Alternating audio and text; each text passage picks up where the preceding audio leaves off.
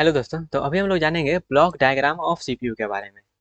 Block diagram of CPU के बारे में तो चलिए स्टार्ट करते हैं और जानते हैं ब्लॉक डायग्राम ऑफ सीपीयू के बारे में। सीपीयू के थोड़ा सा और आगे बढ़ाते हैं और ब्लॉक डायग्राम जान लेते हैं, उसके बाद एनिमेशन हम देखेंगे। ठीक है, एनिमेशन अभी नहीं देखना है, एनिमेशन हम इसके बाद देखेंगे। ठीक है, तो यहाँ पे ब्लॉक डायग्राम कहने का मतलब क्या होता है, एक डायग्राम रहेगा ब्लॉक ब्लॉक जैसा, उसमें हम सीपीयू को रिप्रेजेंट करेंगे। ठीक है, तो उसी टाइप से यहाँ पे लिया गया है क्या, ब्लॉक डायग्राम ऑफ सीपीयू।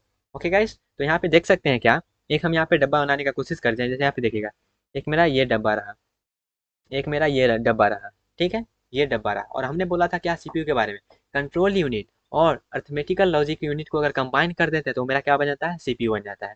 तो वही काम यहाँ पे क्या किया गया है, कंट्रोल यूनिट, ये मेरा रहा कंट्रोल यूनिट, और ये मेरा रहा अर्थमेटिकल लॉजिकल यूनिट, और एक मेरा मेमोरी यूनिट वो यहाँ पे इंक्लूड कर दिया गया है।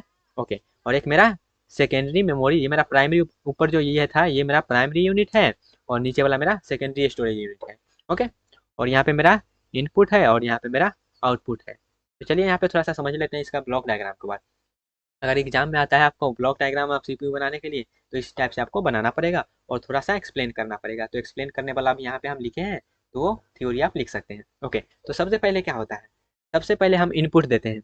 इनपुट देते हैं, इनपुट एज अ माउस देते होंगे या फिर कीबोर्ड से माउस इनपुट देते होंगे। ठीक है, या फिर जैसे हम माइक से बोल रहे हैं तो माइक से इनपुट दे रहे हैं। ओके, तो हम इनपुट दिए, तो वो इनपुट कहाँ जाएगा, वो इनपुट जाएगा सीपीयू के पास। जो भी हम इनपुट देते हैं वो कहाँ जाता है, सीपीयू के पास जाता है। तो सीपीयू के पास जाने के बाद वहाँ पे देखेगा क्या, वहाँ पे देखेगा क्या वो, उसके बाद सीपीयू के पास गया तो वहाँ पे आप कंट्रोल यूनिट क्या करेगा, कंट्रोल करेगा किस यूनिट को यह काम दिया गया है। जो हम इनपुट दे रहे हैं वो किस यूनिट का काम है, किस कंपोनेंट ऑफ सीपीयू का काम है वो, तो कंट्रोल यूनिट वहाँ से कंट्रोल करेगा। जो भी यूनिट का काम रहेगा वो कंट्रोल करेगा। कंट्रोल करने के बाद अगर मैथमेटिकल कैलकुलेशन है, कोई डिसीजन लेना है, तो वो क्या करेगा, वो काम मेरा एएलयू करेगा। कंट्रोल यूनिट ट्रांसफर करेगा अपना एएलयू के पास, कंट्रोल ट्रांसफर करेगा, और उसके बाद एएलयू क्या करेगा अपना जो भी काम होगा काम करके उसको मेमोरी में स्टोर कर देगा, और कंट्रोल वापस सीपीयू के पास जाएगा। ठीक है, और उसके बाद मेमोरी क्या करेगा, फिर से यहाँ पे कंट्रोल यूनिट के पास देख सकते हैं मेमोरी, जो भी काम हो रहा है सब यहाँ पे क्या हो रहा है, कंट्रोल यूनिट कर रहा है। यहाँ पे आपको थोड़ा सा हौच पच हो गया होगा, तो यहाँ पे हम साफ कर देते हैं ताकि आप एरो का यहाँ पे जो भी डायरेक्शन है वो अच्छे से देख पाएँ। ओके गाइज, यहाँ पे हम एरो का डायरेक्शन दिखा दे रहे हैं आपको। ओके, अब यहाँ पे देखिएगा मेरा कंट्रोल यूनिट, देखिएगा कंट्रोल यूनिट जो है वो सबको कंट्रोल कर रहा है।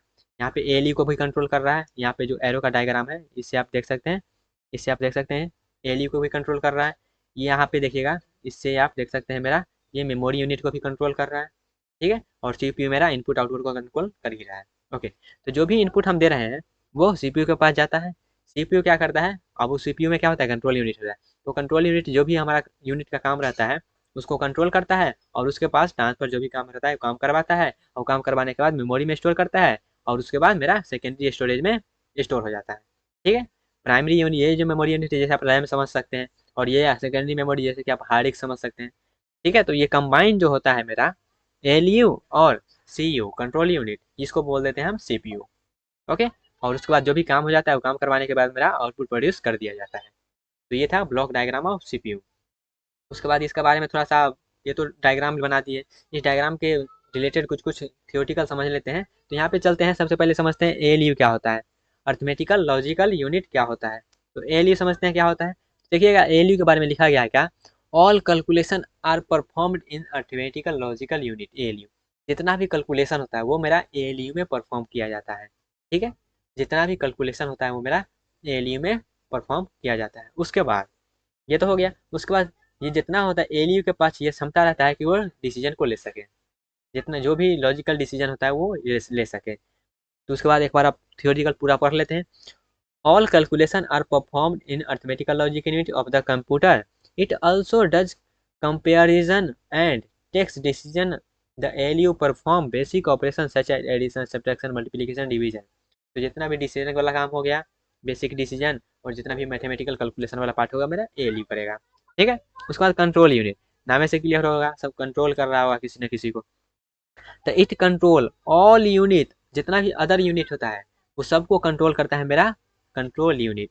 All controls, it controls all unit in the computer, the control instruct the input where the store data after receiving from the user, it control all the follow data instruction.